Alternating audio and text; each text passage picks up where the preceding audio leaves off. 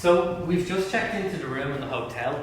It's the monopole here in Poland, and I always stay here when I'm either on holidays or having a hair transplant. We're only in a few hours now in the country, and it's 26 degrees Celsius. It's May, it's perfect. We have like a couple of days before we both have surgery. So we can eat, drink, have some fun, use the pool, relax.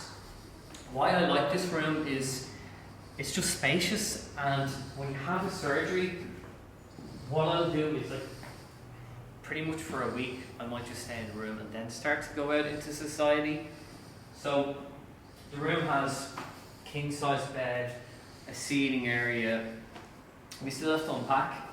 The bathroom is like a little tip.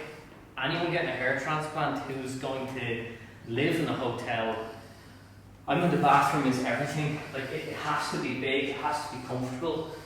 And I like this bathroom because it matches that. There's a nice shower.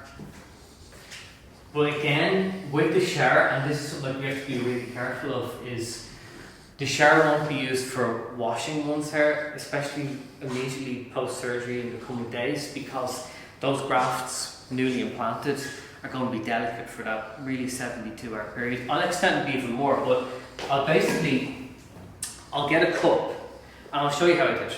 But it will be a cup of water, some mild shampoo, rinsed over here, and that's the easiest way to do it. And obviously you need a mirror. There's a bit of magnification in that, so that's quite handy. But yeah, this is it. We're going to show that all in the post-op. We'll show it all in post-op. Yeah. I'll go through all of the instructions and some of the more customized things that I do post a hair transplant, and I'll show you what it's like. Right. What do you want to do now? Swim, food, walk? I don't know, anything.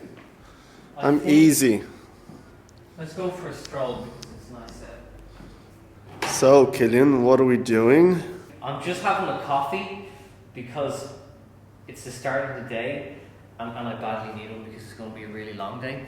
Yeah. And today's the day, so it's number 5, the 5th hair transplant. I've had 4 to date, and this is the 4th strip. So I think it's pretty interesting. And we were talking about the other day, I've done FUE, but bulk strip, that's just my approach, that's my preference. So it'll be a small strip today, but it's just really a matter now of going to the clinic, which we'll do in about an hour, and get a little breakfast beforehand. How are you feeling? Good. I don't feel nervous or anything like that. I haven't felt nervous since my first. I feel kind of excited, but to be honest, it kind of gets a little bit number the more you do it, where it's kind of just like a normal day. And I know that sounds absolutely bizarre because it is it's core surgery, but yeah, I'm in a good mood. Right, so do you actually know what you're going to do? Honestly, no. So I have a rough idea. So we were saying that I'm basically going to refine things to finesse the hairline, and I know you're thinking, what the hell, I mean, look what he has.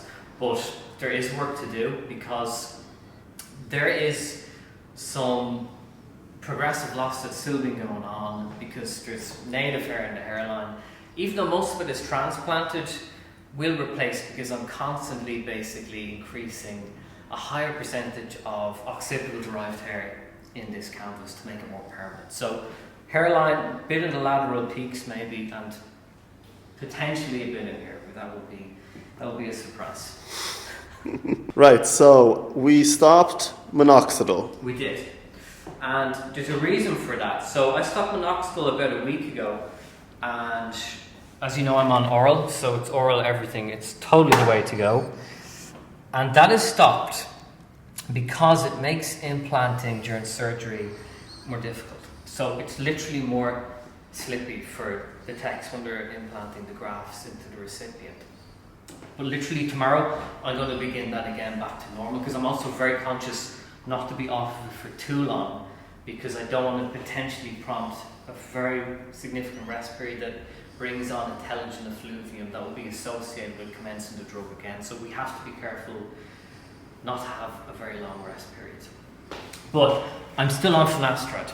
This is absolutely fine to take when you're having a hair transplant, and you should absolutely still take it because that's targeting the main root cause, which is DHD. So that is essential. Clothes. So shirts are pretty much the way to go, especially if you're doing temporary bead work or anything, because if you wear a pullover or a t-shirt, while it's comfortable, although I think a shirt is more comfortable, it can dislodge any of the implanted grafts. So we have to be very careful, especially in the first 72 hours, because the grafts haven't connected to the blood supply yet. Once we get over that hump, it's fine, but I will actually wear shirts. I have so many shirts with me till pretty much day kind of 12, 13, because at day 12 or 13, fibrin is released, and fibrin is basically like the glue the body produces to fully anchor those grafts. So I play it really safe, and that's pretty much it. There's really no other prep. I mean, just shower, didn't wash my hair, go down for a light bite to eat, take the finasteride, appropriate clothes. Should we go for breakfast? Yeah. So what's the ideal breakfast? Something light and a little bit of sugar, so some fresh fruit will help those glucose levels. Nothing fatty, nothing that's going to make you feel lethargic, and ideally probably not too much caffeine. And I know I've just had an espresso, but it's a tiny cheat, and a little bit of water, but again, not too much for obvious reasons. So let's go.